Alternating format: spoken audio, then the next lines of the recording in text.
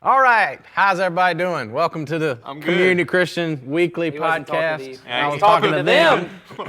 Sort of, I don't know. You don't know. They can't answer. I did answer. Thanks for answering. Yeah. That's great. I'm doing all right. I am You also good, doing Dave? all I'm all right. You good? I'm all right. I'm doing right. all right. Jason was counting with his fingers before y'all got up here. I was doing the countdown. I That's know. how we do it. But I know. They don't see that. I don't see that, but It just that's made what- you laugh. Didn't So it? guys- far, great content for our listening audience. All right, we're glad you're joining with us, and I hope that things get better from here on out. Yes. So We're going to do a lot of visual jokes for those of you that are listening and hope you can No, we're understand not. what those are. No, we're not. All right, so I hope you're subscribed on your podcast app or on YouTube, and that you are getting notifications and We do all got that a stuff. request to be on Stitcher. I and was we're just about to close. say that. We're close. We're not there yet. We're not on Stitcher yet? I went and checked yesterday. I guess we can check today, but they have not approved us yet. Once we get those weird. sponsorships coming in, We're not approvable. Stitcher has not yet approved us to be visible. And They've given us a spot, but we can't be visible yet. that is like the motto for our church. We're out there, but people don't really want to have to see us. Exactly. We sort of. Yeah. Okay. So for those of you who don't know what Stitcher is, it doesn't matter. You don't need it if you. It's another right. podcast. It is. now. It is. And someone said it's my favorite, and I thought, well, let's go see how hard it is. And I thought it was really easy, but then they approved me, but not visibly approved me. Once again, the story of your life. Yes. All right. Well, we hope you guys are of course, listening, but also keep sending us questions, because we got more Absolutely. questions today than we can handle. Oh, that's You a can good. believe that or not. That's So good. we're not going to get to every question that got sent in last Wow. week, but we're going to get to at least. Nor will we properly handle the ones you have sent. Well, So that goes without saying. keep sending those. That's just who we are. We're going to get to 3 questions. That's my goal today. We're going to get All 3 right, questions. let's do your Three's goal. good. All right, Three. so we're going to hit it first. I like to make people successful. What? He wants 3. I want to hit his 3. Oh, okay. I don't Okay. want to. I've been contrary a lot in my life, and I don't need to be contrary. All right. Which means he's going to fly through these. Great. And Yes. then not going to Yes. be very good answers. All right, We'll see good. how it goes. Good. Okay. All right, first question that got sent in was another question about something confusing that Jesus does in the Gospels, and it is confusing. So It is. Yes. the question is, help me understand why Jesus curses a fig tree in Mark chapter 11. So for those of you that don't know the story, quickly. Or have never eaten figs. If you've ever eaten figs, you know why he cursed them. They're great, by the way. I love figs. They're all right. I like love fig figs. Newtons.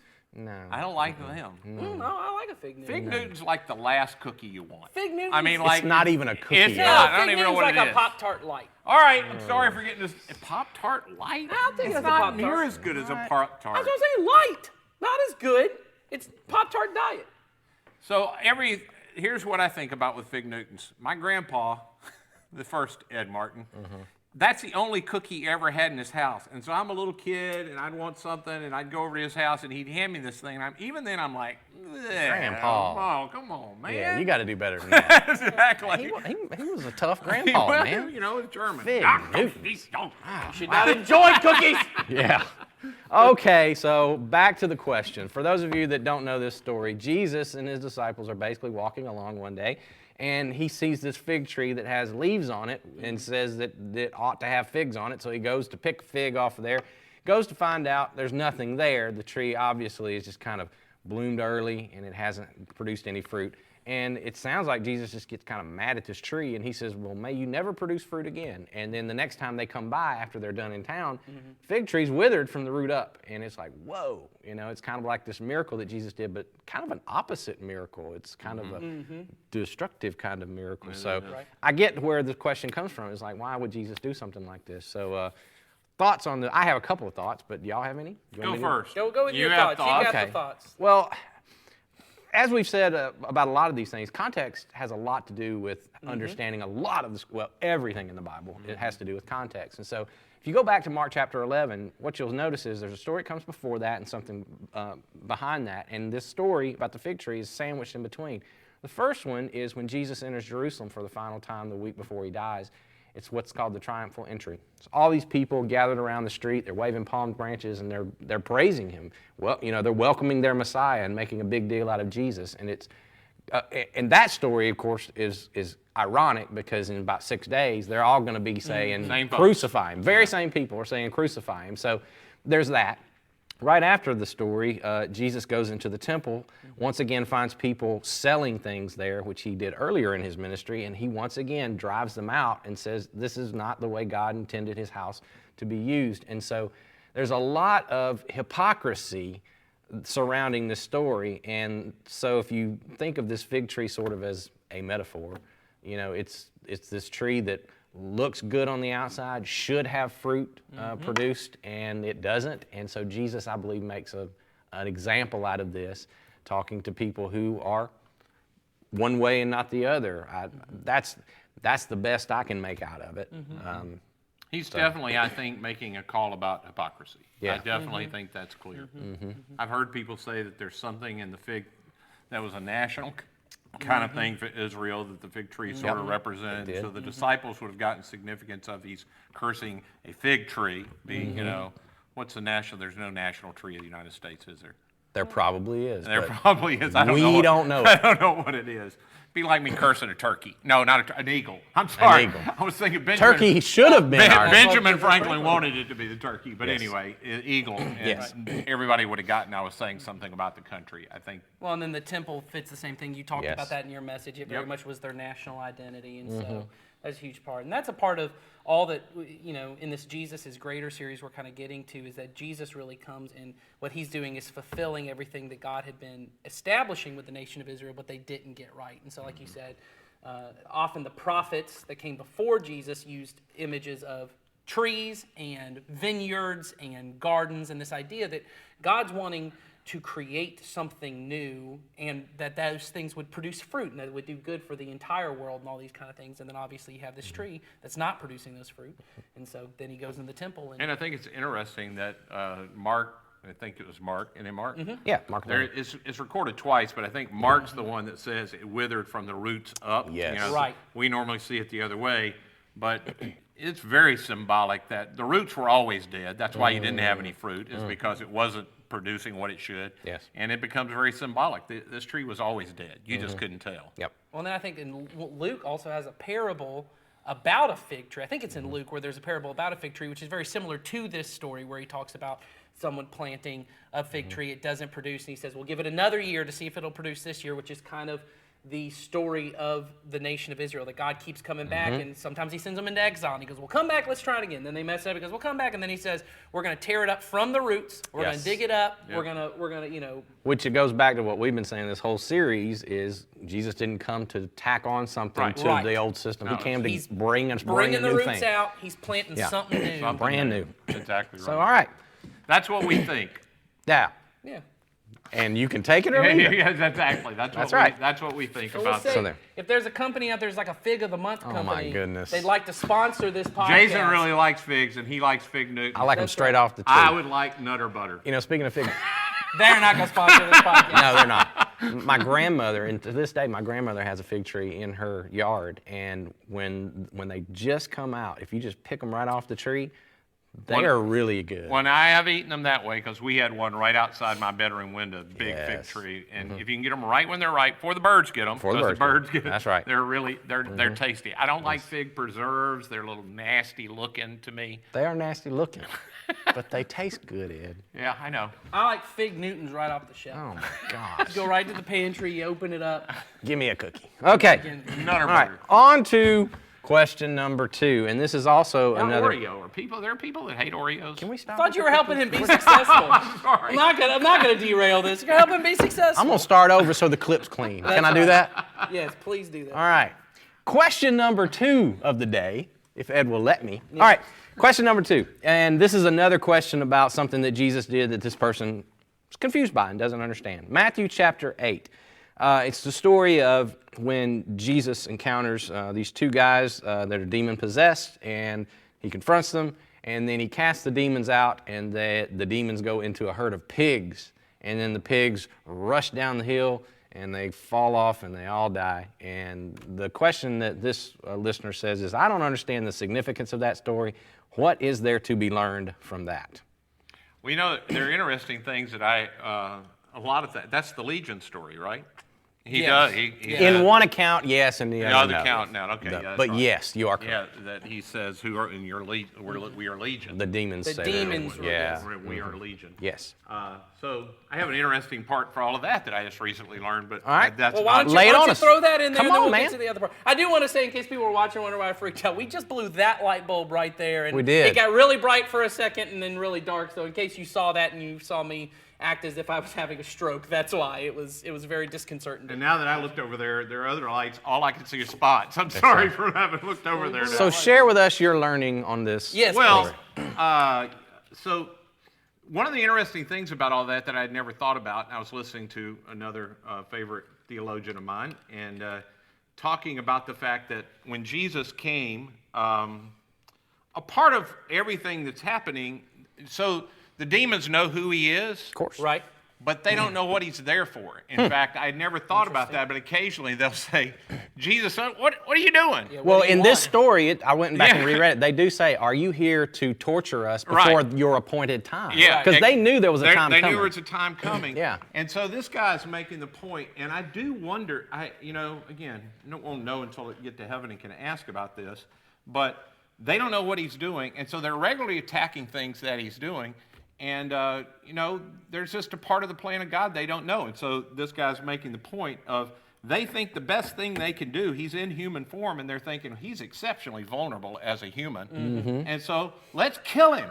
I mean, we kill him. Maybe in human form we'll be done with the whole thing. And, of course, they don't know that by doing this thing they think it's going to be destroyed. They're actually playing into God's hand the whole time. Absolutely. And it brings about the resurrection. But in their world, again, they're just thinking, that's not about your story. But that was so interesting. It was just a thought I had never, ever very heard. Good stuff. Of Yeah. that I'd never really locked in on that part. That they regularly asking, what are you here for? Yeah. Why are you here? What are you gonna do? We know here you are. And sometimes he'll just say, hey, hush, don't talk about any of that kind of stuff. But they don't have a clue what he's doing, which gets to the whole thing. People often think, well, God and Satan, they're almost equal. No. And not almost equal. Not even Satan's close. just taking shots in the dark at stuff. He has no clue what God's got going on in the overall scope of things. So you don't even have to worry about that kind of stuff. He's just taking shots in the dark at stuff. Exactly. Well, So- I think Back to the story. Well, going off the demons, thing, I don't know if Pigs. the question is directly about the pigs or not, but I think it's good to set the context because I think sometimes, once again, for modern readers reading this stuff, it's even hard to even the idea of Jesus talking to demons, because demons may be a block for some people.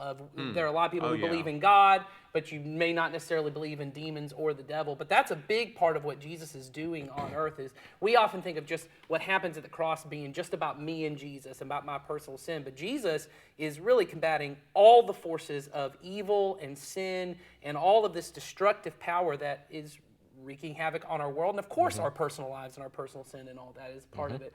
But that's in this. That's what Jesus is doing. Is he often is going through either healing sicknesses, which is a form of evil, right? Well, yeah, Illness and- it's a consequence of the fall, That's which exactly is right. about sin. So yeah. Right. So he's dealing with this, but then other times says he's just bringing out unclean spirits or demons, and so this is a big part of Jesus' interaction with this man. Is he's freeing this man from the power of sin that is in his life, which is these demons and that, and then puts them into pigs, which is often strange to many of us. So, this takes place in Israel, and if you don't know, pigs are unclean in Judaism. So you have to ask yourself, first of all, what's there doing a herd of pigs in the middle of Israel? That's an interesting kind of thought weird. when you read this Yeah. kind of thing. And there's this guy that's so demon-possessed, and he hurts himself and is a danger to others, one of the Right. accounts tells us, that they put him in chains, and they have him outside of their town, Out where the tombs are. the tombs are, and very near these pigs. Now, the pigs are outside because they're unclean. We Yes. know why they're outside. Yes. Because the good Jewish people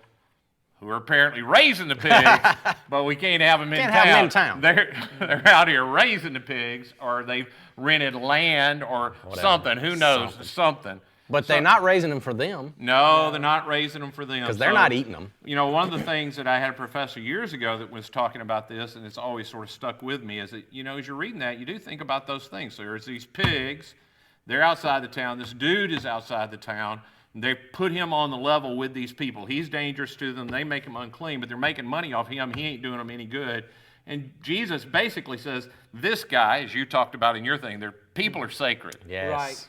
And these are just they're just pigs. things, pigs. You're making money off of them. And so Jesus says, these ought not to be here anyway. Yeah. In Israel, most likely they're collaborating with the Romans. They're probably raising pigs to feed to the Roman army. Yeah. But they're getting away with it. They don't get to be bad as tax collectors. I'm not collecting taxes for them. I'm just making money off the Yeah, Romans. whatever. You know, whatever. That's different. So he saves the one guy and takes care of the Yes. pigs all at the same time. He sets all priorities He right. sets everything and probably really, really upset them that the pigs were gone. Well, it does say at the end of the story that as soon as he does that, the townspeople all come out and they go, you need to get out of here. Yeah. They kick Jesus out of town. So again, it goes back to your point of, they're not looking at this guy that got healed and going, thank you, Jesus, for rescuing this human being. You got to assume he had family or something Of there. course he Surely did. the family's like, oh, thank you, Jesus. Yes. The rest of the town's, Get but it the pigs! Yeah, The pigs! Is it one dude versus pigs? It was their livelihood, man. Yeah, Our apparently. money-making opportunity is down the hill. We don't, that's, again, I'll just say, that's speculation. That's our speculation. But the Yes. pigs are there for some reason, and they Yeah, can't okay. be there for any of the Jews because they can't eat none of them. So Yes. But what we do know for sure is that pigs were unclean at the time. know that for sure. For the Jewish people. and we know they're upset about the pigs. And we know the people are upset about the pigs. And we're all three very happy that pigs are no longer unclean, so Very, we can very eat happy. them now. Sunday was National National Pig Pig Day. Day. Yes. Sunday. It's good for us. It Gotta was eat me good some for us. pig. I hadn't had pig this week. I need some. So There here you we go. go. There you All right. On to the third question, which is going to lead us into our message discussion, I think, because I think it ties in. But we'll start with this one. This is a really, really, really good question. Well thought out by the person. I know the heart of the person who sent this in was in the right place. And they say, I know our motto, meaning Community Christian, is to love everyone always. But some people are difficult to love. How do we love people who show no fruits of the Spirit, people who are just difficult and possibly even toxic? Great question. That is a great question. Thoughts on this one? Well, everyone and always is always going to apply Yeah. to people that are difficult. Kind of gets in the way. It but does sort of get, and Jesus, just has this way of leaving you no wiggle room in that, you're supposed to love your spouse. We're all married, so hopefully that's easy. Sometimes it's not. No. It's Sometimes not. it's Well, not. I'm the spouse that's not hard to love most of the time. And I'm supposed to not frustrate my kids and love them, and they're supposed to love me, and that's sometimes easier not. And then I'm supposed to love my neighbor, Yep. which sometimes is easier not. But then if all of those check out, he goes, everybody else is in the enemy category, Yeah. and you got them too. Yeah. So everyone always covers all of that. But I get where the person's going. There is a boundary situation, I guess, is what we're sort of talking about. How do I think so. How do I handle boundaries?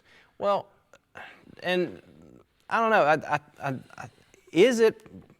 Well, it is, because Jesus told us to. Is it possible to love your enemies and still create boundaries that are Yes. healthy for both of you? It must be possible, or else Jesus wouldn't Well, have and told I us would to do even that. argue that it's not even an enemy thing. I think boundaries look different with different people. Oh, absolutely. But every healthy relationship, I have boundaries with my wife, and me Yeah. and my wife are the closest human relationship I can have. But even in that, now the boundaries are different, and they're drawn at different places than an enemy is. She gets to have access to parts of my life that they obviously don't get to. But even within every relationship, there are things that are appropriate and acceptable, and then there are things when they happen that I have to say that is inappropriate. Even if it were my wife to have done it, it would be necessary for me to say that is inappropriate, that is unacceptable, or obviously vice versa. There's certainly been things she said to me, that is inappropriate, that is But unacceptable. even the act of drawing boundaries, no matter who it's with, I think is an act of love. Oh, Yes, that's what I was absolutely. going to get. I'm glad Absolutely. you brought, because that's exactly where I was going. I think every relationship where there are no clear boundaries, love gets overtaken by kindness and passive aggressiveness. Of I'm kind until you get too far into my boundary stuff, and then I get passive aggressive or aggressive if you're me. yeah, one or the other. You know, Yeah. I either am passive aggressive or you're too far. boundaries are a way, it's all it is, and I love the way Henry Cloud says it, is it's just really what we say it is. They're property lines. Yep. This is my responsibility. Yep. This is your responsibility. And every relationship has to be clean on that. And this is my part of this. This is your part of this. And I think parents and children mess that up all the time. Of their parents that want to step over into kids when they're at all ages, into doing for them or controlling them, and their kids that are willing to give up boundaries for a while for the sake of what they can get out of a parent. You know what I'm saying? Yeah. And I just think all of that's really important. Yeah. Well, and I think it's really difficult, and I think you kind of said this when you were talking about without boundaries, there's really not. It's really hard to tell whether I really love the person or whether I'm just using the person or I myself am being used. And I think in those situations it's tough. I know in my personal life, you talked about kid-parent relationships, and Henry Cloud, who you mentioned before, has a book called Boundaries, and he has several. He's the one that's popularized that whole phrase in our culture. Right. That culture was. I mean, he's the one that brought that up. I remember, and he's a psychologist, and I remember him writing in one of the versions. He has it for all different kinds of things, parenting. Boundaries for that chair. Right. Yeah. He's got it, because once you get one kind of idea, he's got to keep bringing it up. But he's got one about boundaries for parenting, and so he talks about developmentally for children that one of the first places actually happens when they're about 1 or 2, and they start the thing of, I don't really need you anymore. I'm going to go. It's the little first step of independence of, no, I do it by myself. No, I do it by myself. And one of the hard things he talked about is he said this is the fight for most parents in a relationship, is that is one of the toughest pull-aways, and it's only going to get harder and harder as they go. For me to differentiate myself from my child, and I'm my own person, and they're their own person. But we do that in every relationship. And what ends up happening is I begin to, if I don't have proper boundaries, I start expecting things out of you that I really should be handling myself that you can never actually fulfill. You can never actually do for me. Or I allow you to expect things out of me that I can't fulfill for you. And then I'm not really loving you. I'm creating, because I'm not helping you become a full person, which is what love is I want you to be whole. I want you to be the person God made you to be. And that isn't this person who relies on everyone else to take care of things that I should be, that are, and you use property, that are within my property lines. Well, you weren't able to participate in that. We had a conversation this morning we film on Tuesday this podcast or record it, and we have a staff learning thing together every Tuesday morning. Jason had some other responsibilities. So part of our discussion today was about the fact that God's always present, and everywhere God is, because God's characteristic that we know is He's love. Yep. So God is every person, including this person. God is always fully loving that person. Correct. At all times. No matter who the person is, whether I can love them or not, God is constantly fully loving that person. Even when that person has some really difficult consequences coming in their life, God is fully loving that person. And a part of it may be allow them experiencing the consequences of their choices. Correct. The tough part for me, depending on who the person is stepping into that. So I step into that, and I'm supposed to love everybody as God loves through me. I'm supposed to really, I'm a conduit for His love. Yes. I'm stepping into the flow of His love. Yeah. I often don't want people in my life to experience the consequences, so I violate a boundary, honestly, by trying to remove their consequences. And for me, it's often, hey, I told you. I want to share my wisdom. I want to show you what you should do. And then when you don't do what I say you ought to, then I get frustrated. Yeah. So I have come to learn as I've gotten older that an indication to me, boundaries are for me. They're good for me because I will often step over by the nature of my personality into control and power and those kind of things. When I move from offering you wisdom and kindness to offering you wisdom and frustration, I have violated a boundary. Do you know what I'm saying? Because if I'm fully in the middle of, hey, this is the wisdom, and I think this is what you should do, and because that's the way God is. God's not mad. God tells me what to do, and He doesn't remove His love so I'll get it. Yeah. He just allows me to experience the consequences of me not doing what He asked me to do. And for me, that's a good indication. So I don't know if that helps, but that's one of the things. The other things is I wrote some of this down because I just wanted to say it. I want to have compassion for the other person. Yes. But what I tend to move into is I want to control the other person. Yes. And anytime I move from compassion to control, I am violating a boundary. Yeah. And for me, often with hard to love people, it's not so much they're violating boundaries. I am often the one violating a boundary of love by they didn't do what I want, so I feel like I have to punish them. They, you know what I'm saying? Whereas I don't, that's not the way God's ever treated me. I have had some hard things happen in my life. He didn't cause them. And I brought them on. And I think it's important to point this out too. Even every type of love, whether it's somebody that, like you said, is easy to love, or somebody like the questioner asked about that's hard to love, every type of genuine love is in the end going to cost me something. It's going to feel a little bit like a loss in lots of cases because you're not necessarily going to get the reciprocal, and they're not going to love you back at least in the way that maybe you expected.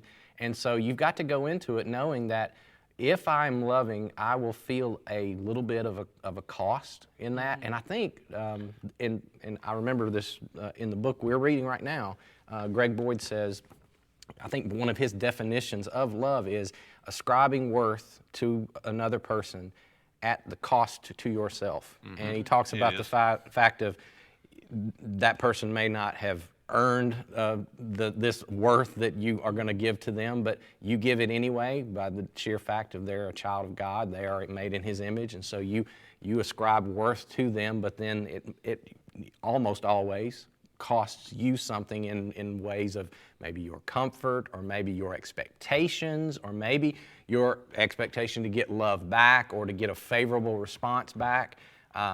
You just kind of give that up in love. Yeah. It's part of what it means to love. And of course, our best example of that is what God did for us. He ascribed worth to us when we did not deserve it, and it was at cost to Himself. In fact, the only well, I shouldn't say only, the best illustration, and John uses this in his epistle, of this is how we know love. Not that we loved God, Exactly. but that He loved us and gave Himself. So the example that gets pointed out to us is a love that ascribed to us before we turned to God. He counted it as loving, and then He paid the cost. Or like you said, love all along the way. Love before we loved Him back. Love when we refused to love Him back. Love if we never love Him back. Love is constant from Him towards us and every person. Yeah, God is for everybody, whether they are ever for Him. Yes. We've said that, and that's the truth. And that's our challenge, is to be that way. If we are for everybody, whether or not God ever matters to them. Yeah, and on the toxic side, there are people that toxic. I don't really like it so much because I don't know that the person is poisonous to everybody. Exactly. But maybe I'm not at the point yet where I can be in that. But that's often a boundary issue for me. You know what I'm saying? Sure. Toxic because when I hear something's poisonous, something's either poisonous or not. Yeah. You know, it doesn't change. Anyway, There may be toxic things in the relationship you Yes. currently Right. have That's with right. this person. Yes. But like you said, they're not toxic to everybody. They're not toxic to everybody. So there are things that I have to go into, and I have to go, I'm going to have firmer boundaries because I'm not currently at a place where I can't keep the boundary yet. Yeah. I can't maintain the difference between them and me. Yeah. I think, so you were talking about, I think another thing that was very helpful to me along the lines when you were talking about toxic so Henry Cloud writes a book, Boundaries, but he writes it with a guy, John Townsend, who Right. also is a psychologist and also writes books. He often writes a lot about these definitions for categories really for people that you can see in a lot of like the Psalms and things like that, where there's wise people, there are foolish people, and there are evil people. That's very important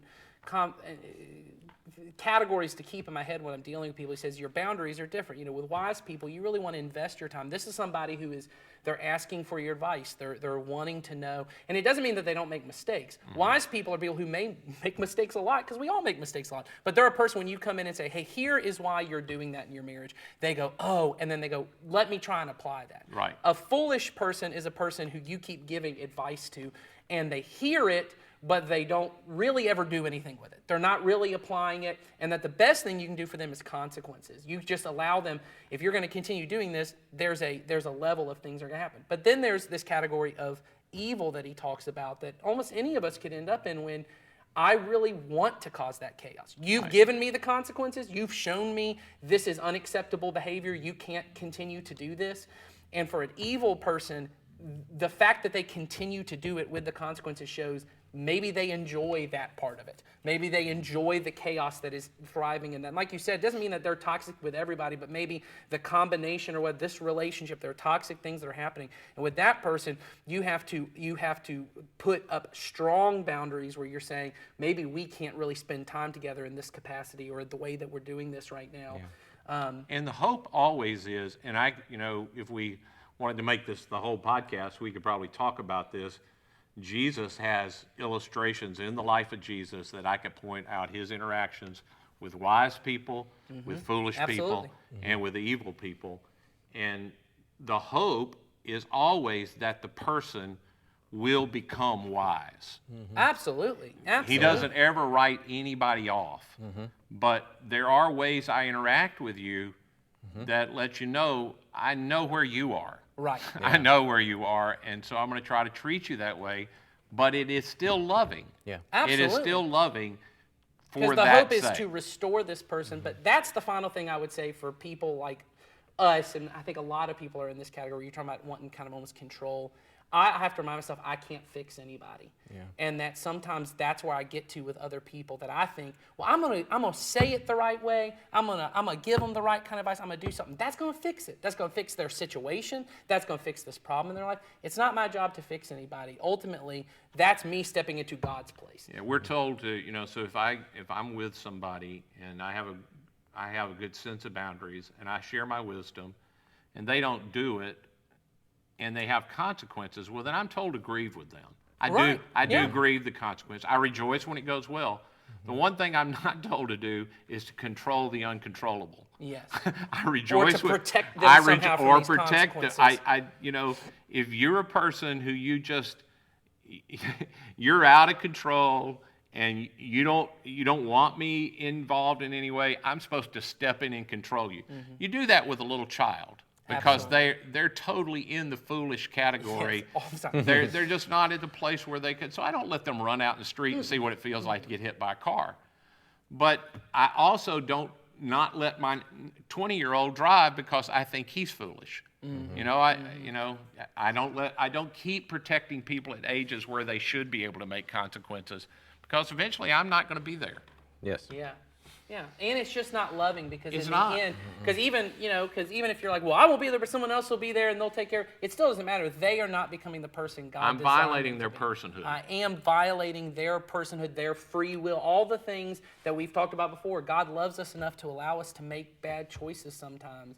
Anyway, that has been helpful for me because I certainly have struggled in my life because I'm a people pleaser and I want to help. And I do genuinely want to help people, but there are people in my life sometimes I've said, I can't help you with this. I can be here to love you and I can grieve with you in this thing and I can talk with you, but I can't continue, if you're going to continue with this inappropriate behavior that is either hurting me or hurting other people, I can't continue as someone who loves you to allow you to do that without me allowing the consequences of that to happen. And so I think this is a great question.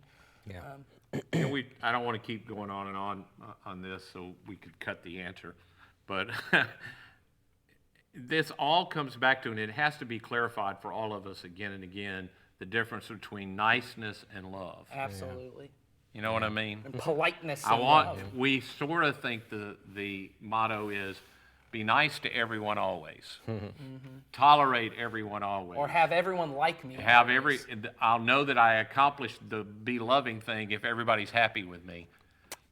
That's not it. Jesus was the most loving person in history. And they killed him. They killed him, so. Well, and that's one of those quotes that Jesus has that I carry around a lot where he's going to heal somebody and he asks, do you want to get well? And I think that's an important, because that certainly presupposes maybe you don't.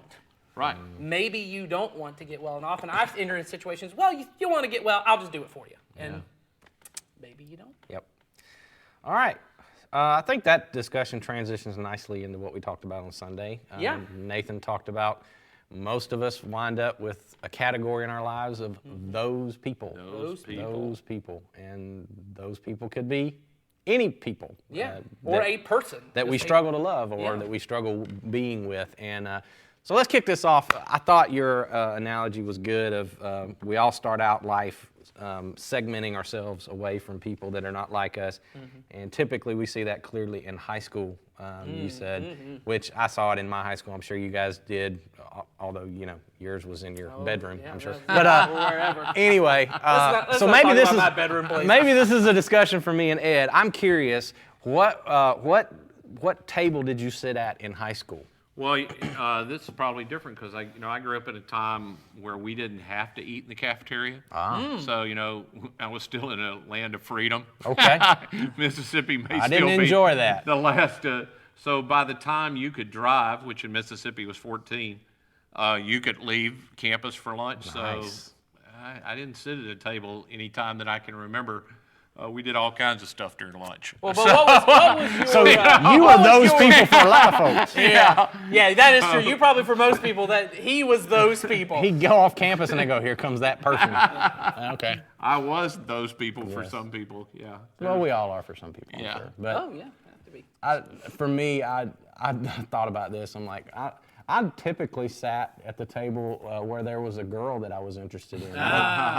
Most years in high school, so I bounced from table to table. There were some times when, they're not every year. Probably my freshman year, I just hung out with the guys that I played ball with. But then once I started getting interested in some certain females, I wound up sitting at the band table one year. Huh. Because the girl I was dating was in the band. Okay. And so I sat around. I was not a band dude. Yeah, but you sat with them. Band geek, as I would have called them. But no offense to the band people. That's just what I called you. So you were more in on like the ball team side. I was at athletic first. side? I was a little athletic, but I wasn't jock. I wasn't football, Right. meathead kind of jock kind of guy. I was. The only time I'm sitting here thinking I can remember being in the cafeteria of my high school Yeah. was a thing they had. We had a banquet, the senior banquet, which was not the prom was somewhere else. And I remember being there for that. That's the only time. And I don't think I must have not gone both years, or I don't remember one of the 2 years, which is possible. There Probably, were other yeah. things involved. Yeah. So I don't even remember. I couldn't describe that place to Yeah. you really well. It was a cafetorium, I know that. That's a word. It had a stage on. There was a stage. I know what you're talking about. Yeah. Okay. So what is it about us?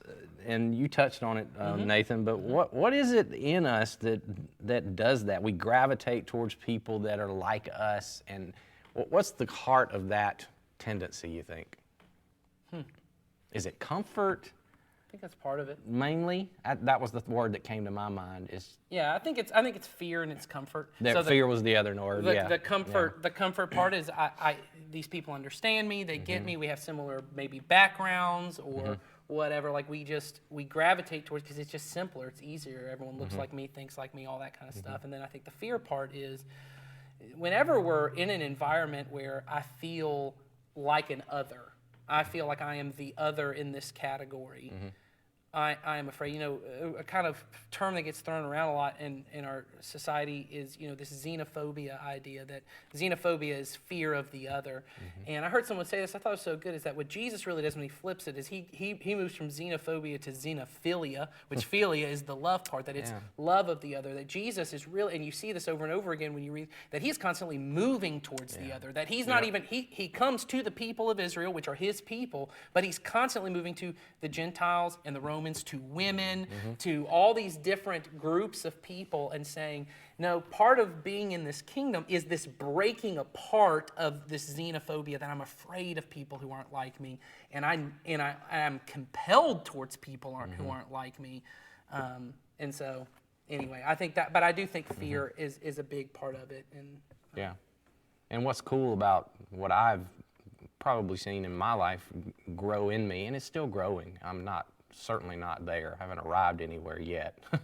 But I feel that it's growing in me is that thread that runs through when when we embrace the kingdom of God, which Jesus came to bring, and then I'm around people who have also embraced that kingdom, all that other stuff just honestly, when I sense it, all that the differences, the things that would keep you and I apart, they actually enhance the relationship when we are both kingdom embracers. I think I've been in rooms with people who are so culturally and politically and racially, and you put any of those words in there, different from me, but yet we have this kingdom mindset in common.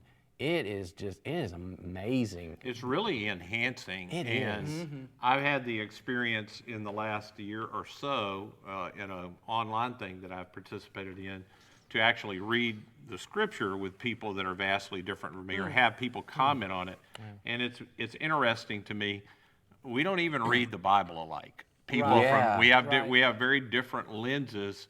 It's made clear to me I haven't always seen everything I should be seeing because I have this really me-focused view of the world. Well, we've had, I haven't said this to you, I don't know if I've ever explained this to you guys, but we have had over at the Ashley Park campus, which is where I worship when I'm not preaching, because our location is so close to the cancer center over in Noonan, we have had so many people walk through our doors who are just in town just to have cancer treatment. They're in Noonan, they're going through their cancer treatment. They look for a church and it's like, oh, there's a church across the street at the theater, and they come across and they walk in, and I've met several of these people, and they come from completely different parts of the country, just all kinds of differences that exist between us, but they walk in and they say, I'm a part of the body of Christ, and I'm looking for a place to just belong while I'm here.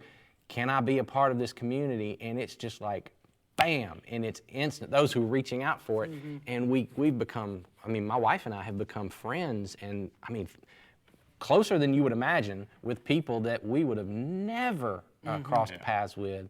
And I know my wife. She also attends that campus and has experienced. There was a guy that was coming who just passed away. He did, and she really felt it. I was, I did too. This is a guy that he had only been there, but he was super. He was there all the time. He was very involved. He considered this, he was very much a kingdom-minded person. And that other goes away if you can see the kingdom real clearly. And so, again, this book we've been reading as a staff, that's a part of what not only is God present in every moment, but the kingdom is also always present. Once Jesus came and said the kingdom is here, it's here all the time. We just aren't aware of it. And if I could get aware that the kingdom of God is here, that's a part of what I'm supposed to pray every day, that what's happening in the kingdom would happen in me and happen around me. Well, look at the images that Jesus uses to describe his kingdom. He uses the first image of yeast working its way through a batch of dough, which is just permeates everything. He uses the image of a tree that spreads out branches, and then these birds from all over the place come and live within it. He's illustrating that idea of the kingdom, of it just eking out into the world every which way that it can. And so many different types of people from all different backgrounds and places are finding their home in this family, and it is the defining characteristic now of all of these diverse people. And that's what's happening. Yeah, and I think the hard part about it for a lot of us is this thing of, like you said, the kingdom is present, but I'm not always present in it. I'm not always aware of it. And so it becomes very clear. And you see this if you read, like you said, Jesus uses this a lot, and until you kind of understand the language of it, you don't see it. But then once you understand the language of it, you see it everywhere. He keeps using of every nation, like the one you just talked about, where he says, there's mustard seed grows in this branch, and then birds of all nations, everyone's coming in, that they're resting. And see, we hear that and we just go, oh, he's saying all people, but in their minds, they really heard this go, whoa, that's a step back for the people of Israel. This is the new Jesus bringing. They're going, no, people of our nation are coming into this thing, and he's saying no. And then even when Jesus goes into the temple and he says, my house is to be a house of prayer for the nations, or all nations, and then they're like, what are you? No, this is our national identity, and it's very hard. And so then you see throughout the rest of things Paul is writing and Peter is writing and all these letters we have, he's constantly battling, hey, you guys are just not dealing with the fact that there are these people of different races together and you got men and women together and this is a thing that's brand new. You guys have to figure this out because when all you're focusing on is rich and poor, because there's, I think it's 1 Corinthians where he talks to them about taking communion together, and the rich are eating communion before the poor can get there, and he's saying you're disrespecting the body of Christ. Some of you are going away gluttons, and some of you are hungry because they weren't sharing what was brought to the table. Yes, and so you've got rich and poor, you've certainly got men and women, you've got people of other races, you've got slave and free, these social statuses that are all in the mix there. And because they just have to work this out because there's never been anything like it. And I think a lot of the issues, and this may go to the original question of why do we separate, is we have lots of assumptions about the other that all of us have. And, and I think some of the big things, we certainly have all that racial stuff and gender stuff in our country and in our churches and in this church. But also I think politics plays a huge part in it right now for a lot of people. It's an election year. And we just have ideas about, well, anyone who doesn't really think like me, or anyone who doesn't have the same ideas as me, well, God's not really happy with them. God's not really on the same side as them. And we bring that into things and we carry it around. But then what I've always noticed, and I think this is so interesting, is we carry these assumptions, but then you've got someone in your life that you love dearly, and they do vote differently than you. Or they do fit some other category to you, and you almost are like, well, I'm giving them a pass. You make excuses for them because you know them. Because you know them and you've chosen, we're family. This is my family, and I love them. And they may irritate you. I'm not saying that when you get together for Thanksgiving, y'all don't have an argument, it doesn't irritate you. But there's this part of you that goes, well, they blah, blah, blah, and you have a thing. But then often within the body of Christ, we don't have that same idea of, that's my brother, that's my sister. I just go, they're not really Christian because they don't really whatever. You know what I mean? Fill in the blank, yeah. And so I think, but we have these assumptions. We carry assumptions about people who think this way, people who vote this way, people who look this way, people who come from, this place. They're all X, Y, and Z. And very well, they may be having the same assumptions about me. Most likely. Yeah, unfortunately. So, all right. So let's talk about another quote that I pulled from your message that I wanted to touch on. It's a little bit different, but I think there's a lot to say about it because we've talked about this a little bit, and it goes back to the whole thing of the kingdom that Jesus came to bring.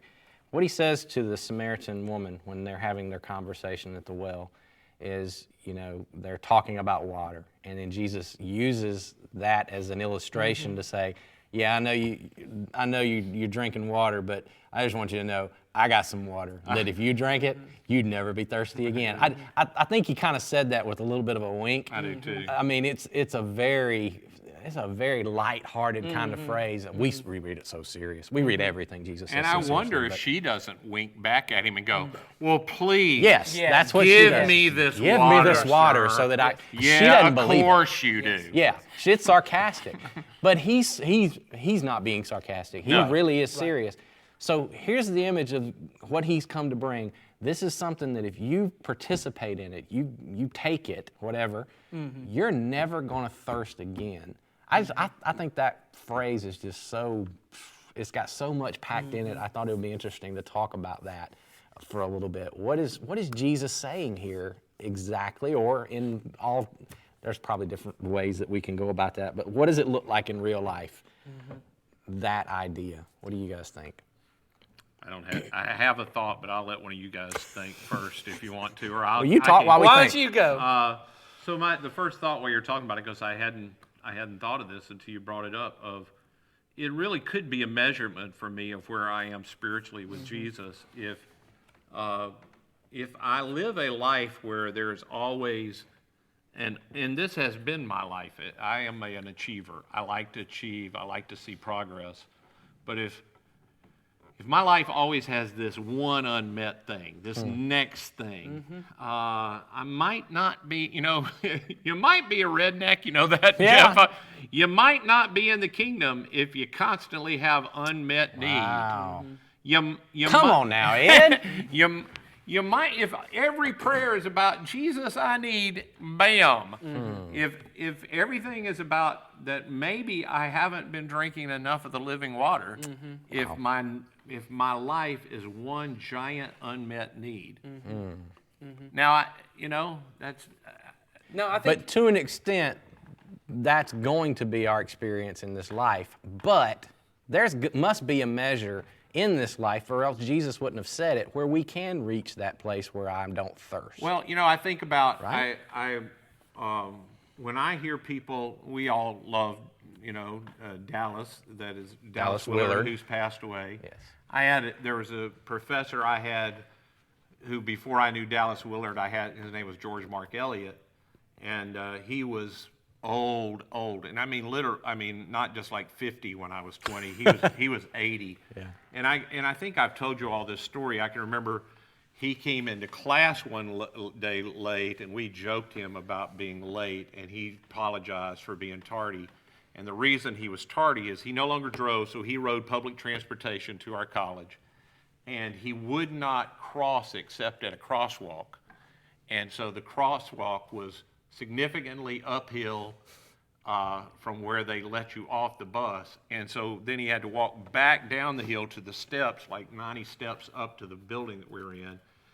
But the crosswalk, none of us did that. None of us, when we rode public transportation, we walked directly from the bus stop to the steps. And we were going to sneak. He couldn't get over how offensive it was to Jesus that we would violate that. And I was like, come on, dude, Jesus don't care about the crosswalk. But to him, he wanted so much to, and he really was a guy that the little bit I knew him, there was no deep unknown desire in his, you know what I'm saying? There wasn't a desire out there other than he wanted to be pleasing to the Lord. And when I hear people talk about Dallas, the thing that they talk about with Dallas was he was just so peaceful. Yes. And that he was just always at peace. When you talk that there was not this sense of something else, that everything he needed was right there. Yeah. That the kingdom was present, God was present, he was present, everything that was needed was there in that moment. So I know it's possible to eventually get to the place where I have drunk at the living water so much that everything I need is there. It's not forgiveness for something I did in the past that I'm thinking about, or something in the future I don't have. Everything I have is right here and sucking the air I'm sucking right now. It's all right here. Well, this is what we've been talking about in our staff discussions recently, but I'll lay this out there. This is something that I feel like I've been working on this in the past year. And really, this is recent stuff for me. And it's something that I've learned is whenever I have found myself, and I have, in moments of, I wouldn't call it depression because that's a loaded word for some people. I wouldn't categorize myself as being a depressed person. But when I've gone through seasons of my life where I have been discontent, frustrated, just negative, so to speak, it is because I am either, like you said, I am looking back to things that have been done to me or things that I have done that I didn't do right, and I am either punishing myself or I am lamenting, whatever that thing was in my past, or I'm looking towards my future, looking to, the worst possible scenario, what's not going to happen or what I don't anticipate and what is just negative about my future. And I have worked so hard this past year to stop living in either one of those realities and just come to be in the present with God, because it is the only moment that I have. And it is the only place where He is. Although He is before me and behind me. But my point is the only place I can experience God is right now in where I am. And so, and I can't say that I'm perfect on this at all, but I have found over the past year that I'm finding way more joy by living in the moment, by looking around me and going, look what you have, dude. Look what God has blessed you with. Just right here in your little immediate present, right now in this circle. You are so stinking blessed. And when I'm able to put my my thought life into that place, that's when I experience God. And then I do have that sense of, I'm not wanting. I'm not needy. I'm not thirsting, to use Jesus' word now. I'm fully satisfied because it's me and Him. He's with me, and I get to enjoy His present, whatever that is giving me right now, whether it be something I was hoping for or wasn't anticipating. I'm in this moment with Him, and that brings me lots of peace. That's where I got it. I think there's a part of what you're talking about there. I just think is so true, and I think it's a part of. I think a lot of our misunderstanding of Jesus is that we don't take Him at what He says. We assume there must be something else He meant when He said what He meant, and this happens all the time when the disciples interact with Him. In fact, this story is a perfect example. We didn't get to it Sunday, but so He says, "This woman, I have water that when I give it to you, you'll be fully satisfied." And then He has sent His disciples in to go get food, and they come back, and they go, "Oh, here's the food we gave," and He goes, "I have food you know nothing about." I love that line. And then they sit, and they're almost like, they even question among themselves, "Where did He get food? Did He get something to eat and somewhere they're like, else? "You sent us in to get food." Grubhub come while I was gone. Yeah. I mean, why didn't we all get that? That's actually my favorite line in that whole story. Me too. It's like, I have food you don't know about. It's like one of my favorite jokes is when you see two log trucks pass on the road, that you imagine the two log guys are going, "You had logs over there? We had logs over there." Why are we moving them? Why did you use A phone call would have solved that problem. That's awesome. I never thought of that. That's You had logs. He had logs. Who am I taking logs to? I figure the disciples were like that a lot. They show up and they go, That's great. "You sent us to go get food, That's and great. you had food?" Yeah. But I think Jesus really is actually speaking. I think we over imagine. This has been at least my life.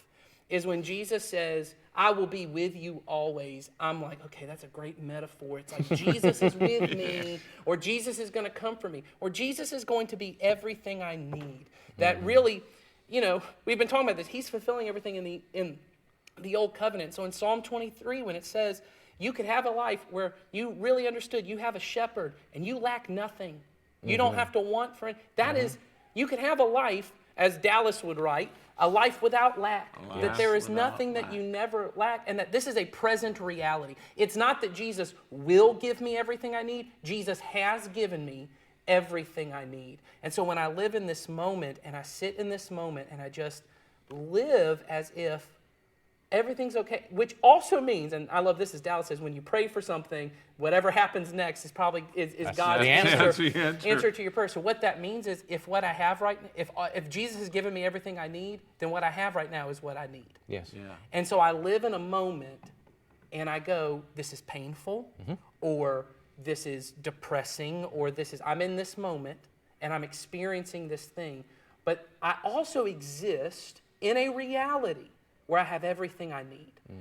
And that's been a huge part of, like you said, for me as well, past couple years of my life is really getting to this place where I'm praying and I'm spending some time in solitude and meditation every morning to recenter myself in the fact I have everything I need, that I lack nothing. And so the stresses that are on my day today that are making me thirsty, the frustration I may have with my spouse or with one of my kids or with someone I'm in a relationship with that feels sometimes like it's the most pressing thing I have to do, that is not my reality, although it feels like it's my reality. My actual reality is Jesus is showing me there's another reality I exist in where I have everything and I am fully loved. And I don't have to I don't have to try and get my wife to do what I want so I feel loved. And I don't have to make my kid behave the way I want to so I feel loved. I currently am as loved as I could possibly be. And therefore, I can love them in their reality. I can be a part of allowing the flow of God's love to flow through me. We did a series a few years ago called that whole thing, flow. The flow. I want to be in the flow so that the rivers of life that are bubbling up inside of me in endless supply flow. They're coming from God and they flow outward. And then I get the benefit of that. I mean, we know what it's like, and you do too. Everybody, other people know this too. I'm not like us particularly. Yeah. No. That moment where you are totally okay with where God has you, and you sort of, or it's not even you. You just sort of step out of the way, and God flows through you, and stuff happens, and you go, wow, that's about as good as that could possibly be.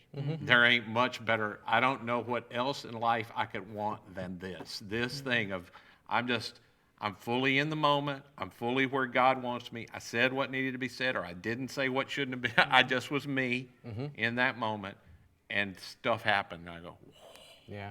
And I do think it becomes one of those things that you talk about. Once you can start living in the moment more and more and more, when you're not, you finally become aware that you're not doing it. Like that's almost when you begin to feel thirsty is like a good way of using it. It's like I'm thirsting I want to be back where I was fully aware of God's presence, because there are times for all of us that I get out of living in the moment and I start getting fearful of the future, or I start feeling guilty about my past, or I'm frustrated with this person and I'm just stepping out of this for the moment to try and control them or fix them or to do whatever, and I just start, and it's not satisfying. Like, well, I'm thankful for you two guys learning it earlier, because here I am, I'm ahead of you age-wise, and I also am learning this over the last 5 years or so. And, you know, I fall back into the old, I can now see when I'm out more in retrospect.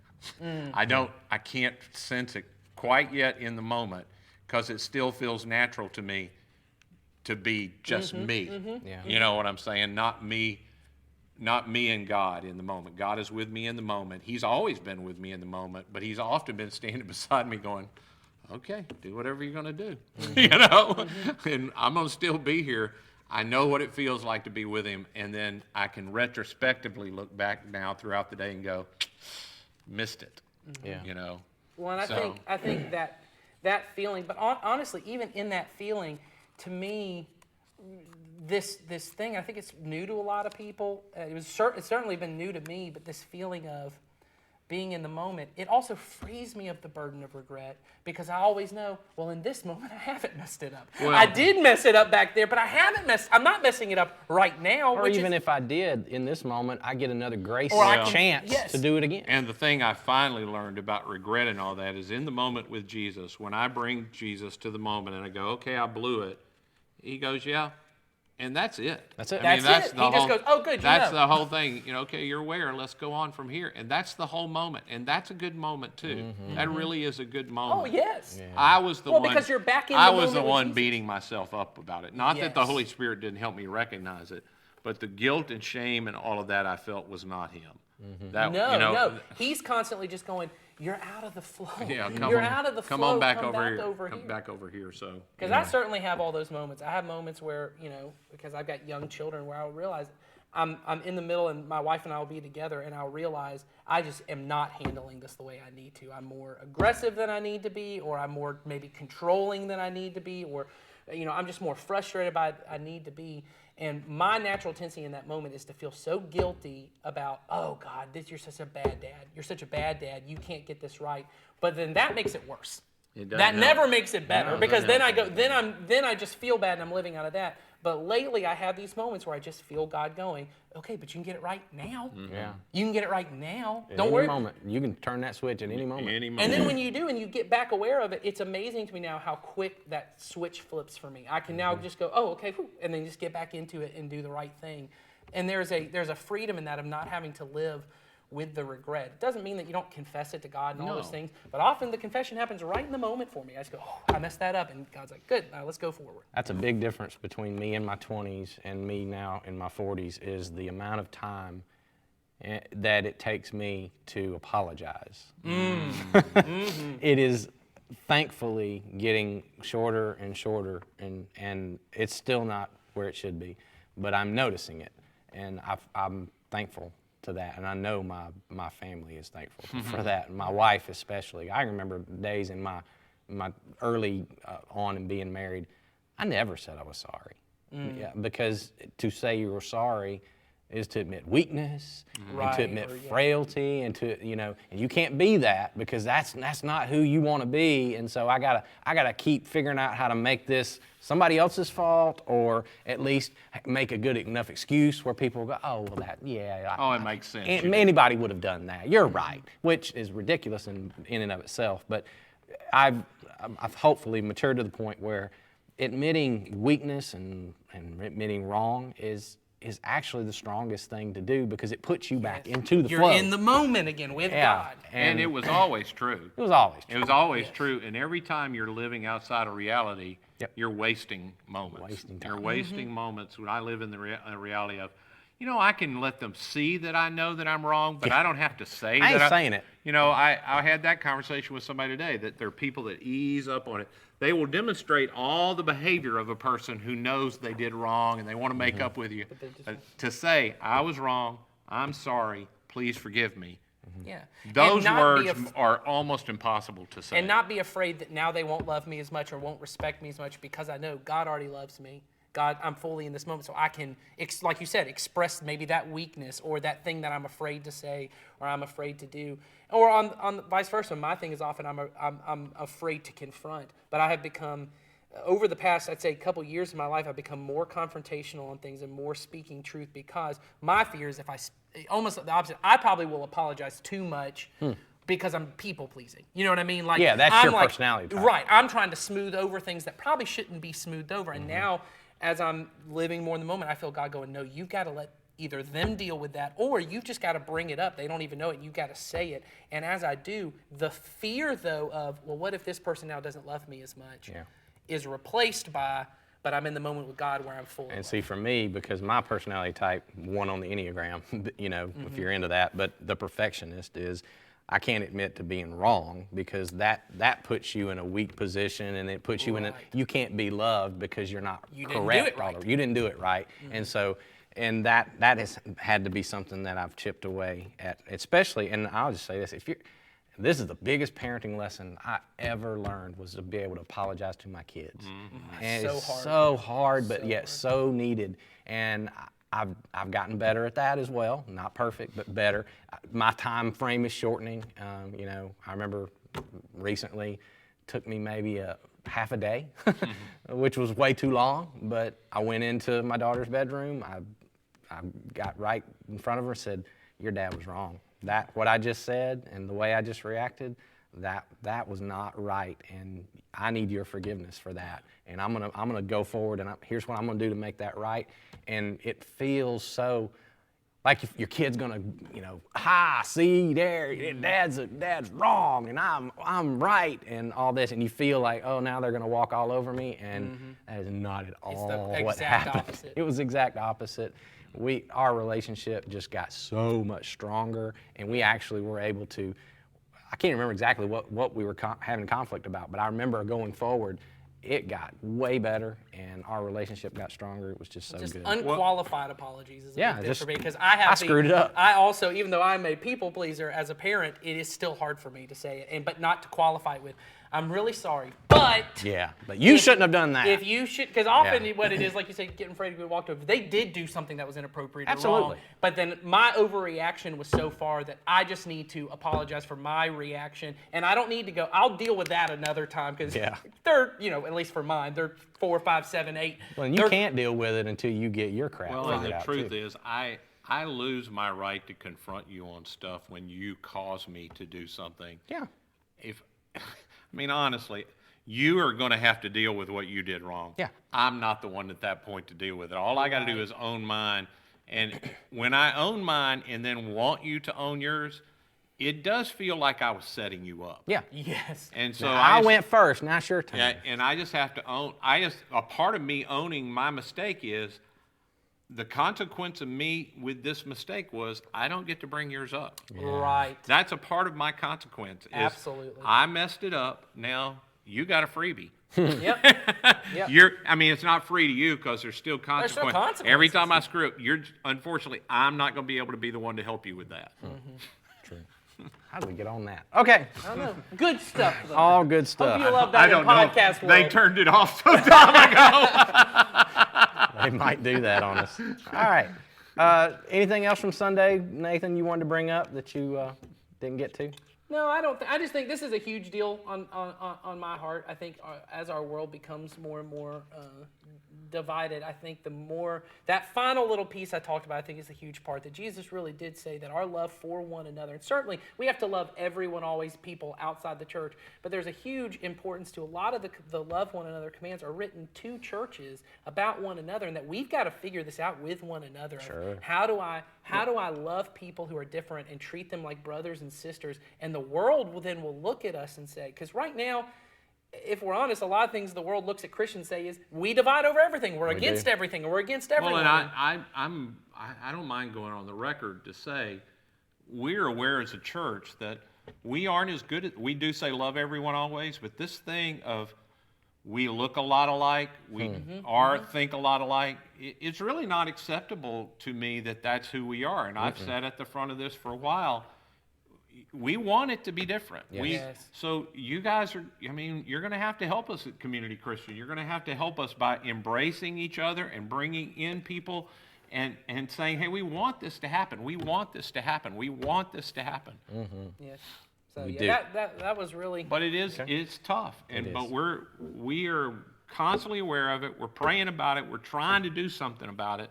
It's just a challenge. Yes, absolutely. Yeah.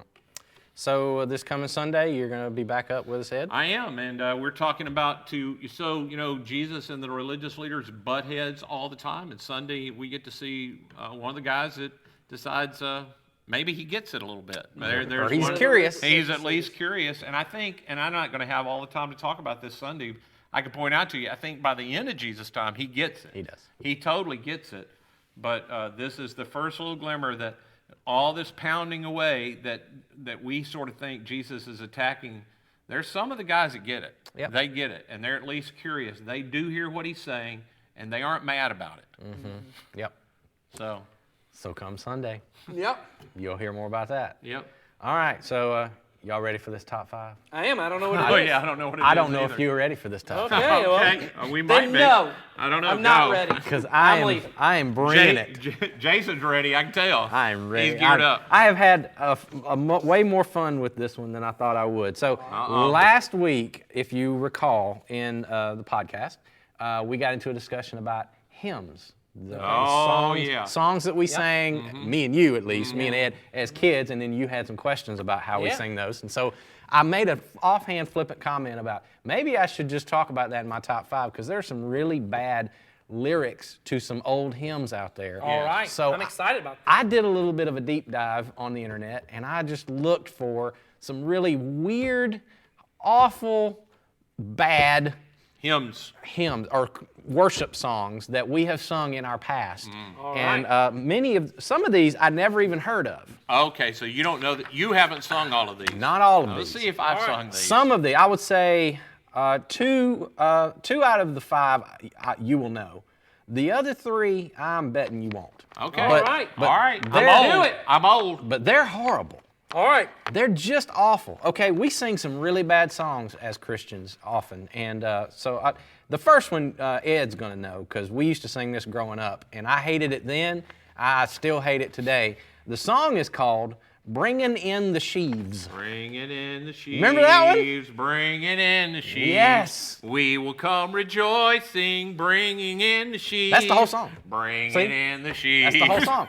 And nobody knew what a sheave Well, was. I'm trying to figure out myself. What's a sheaf? We don't know. It's an agricultural term? Yeah, it's okay, that's it what I was, thought. yeah. Back in the harvesting time, Yep. before they had combines, they would bind up a bunch and they'd put it in there. That's a sheave. Okay. Yeah. So I got the basic gist, but I also would understand. I would struggle to understand why I'm bringing one of those in. I'm telling you, as a child, when we just sang, we're bringing them in, I'm sitting there going, even if I knew what a sheave was, I don't know why we're bringing them. Why am I bringing I that thought sheep? it was sheets when I was a little Ah, kid. Bringing in the sheets. sheets. Yeah.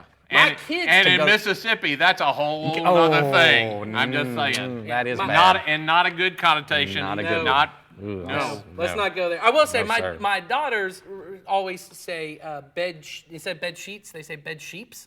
So Bed that's sheets. another thing. Could be Bringing in bringing the in the bed sheeps. sheets. Bringing in the bed sheeps. And see, if we'd have sung I got bringing new in bed sheep, sheets. I might have thought, oh, that has something to do with Jesus, because, He was a shepherd and shepherd, sheep. yeah. But no, it's Sheaves. sheaves. And I still didn't know. So as a child, I just was perplexed by that hymn. So it was bad. Now, number 4. That was 5.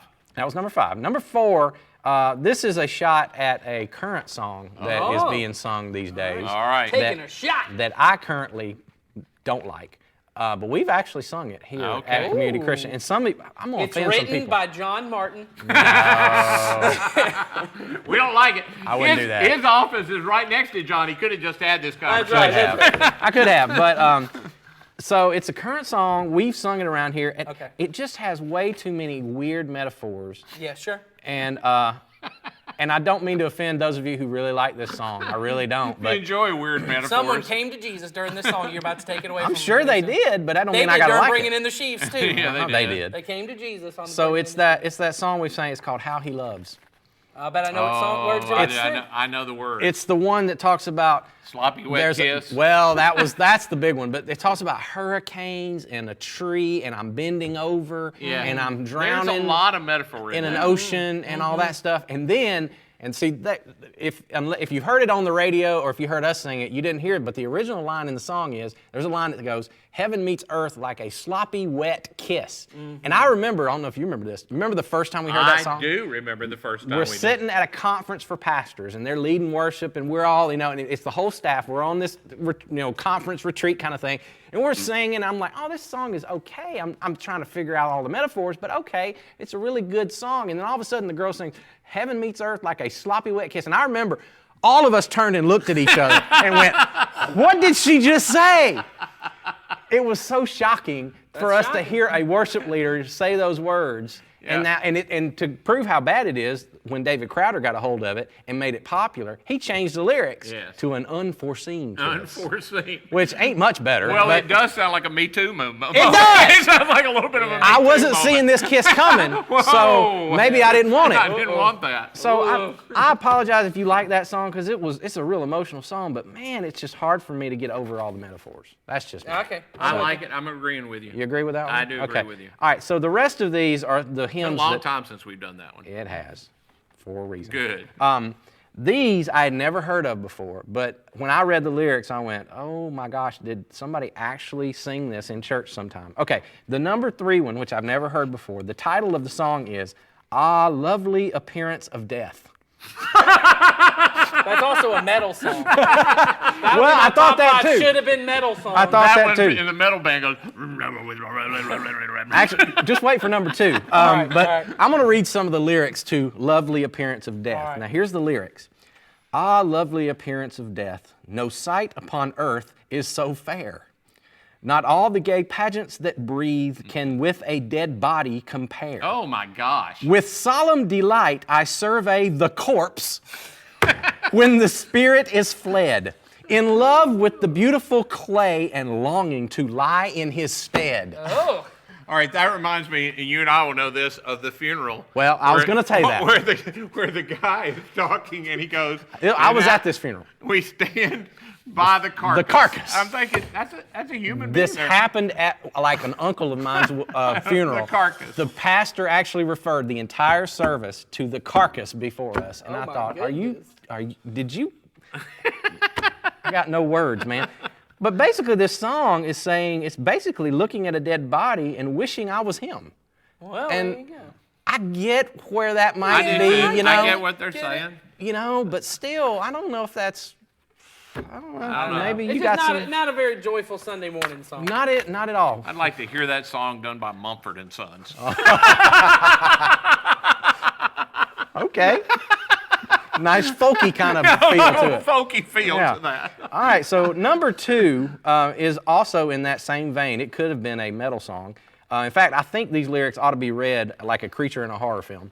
The name of the song is "Thou Art Passing Away." Thou art passing away. Yes. It sounds like something you'd hear. Now, here are the lyrics.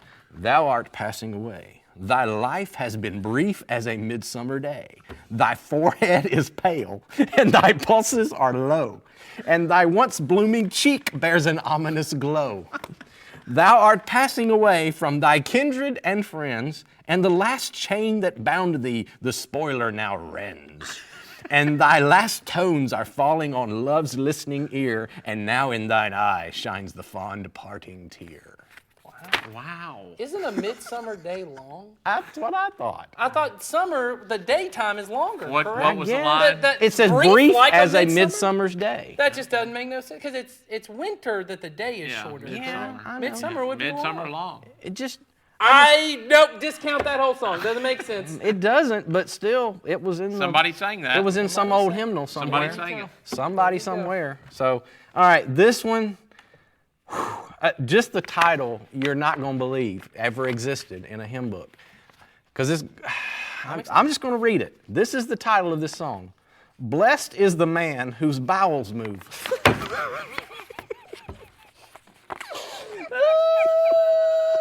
That's a good one. That is a good one. Well, and not incorrect. If they're not moving, it's not a good thing. Stop. Number one. We want to just move on. How is that? That is number one. That's the number one Oh, song. thank gotta goodness. I read thought surely there's not Oh, one. it don't get no worse than that, Ed. Can it get any worse than that? Now, all right, it doesn't mean... I'd just like to apologize on behalf of the elders of Community Christian Church for this particular... But here, let me read the lyrics. Let me read the lyrics because there's a reason they use the... It's basically old words No, they're that watching her. we do.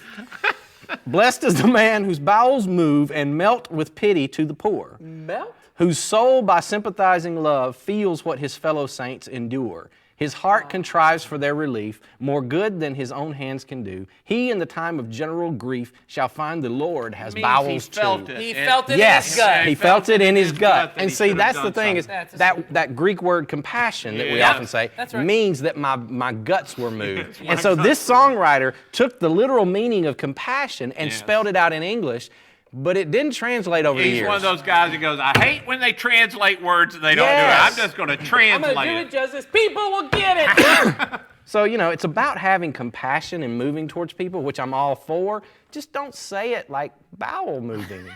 That's not what we want, Hey, it's been great to be having on this podcast. Today is the final. Did I ruin it? podcast. I'm Okay, sorry. Well, I couldn't it's resist. nice to have We keep threatening that every week. It never Y'all are happens, stuck though. with us. So there's my top 5 All worst right. hymns. I may never be back, y'all. Well, actually, May not be back- yeah. wait till next week. You'll want to tune in next week. Just trust me. Come back next week and see what not be happens. back. See what happens. So I hope y'all have a great week. We will see you on Sunday. Bye. Bye.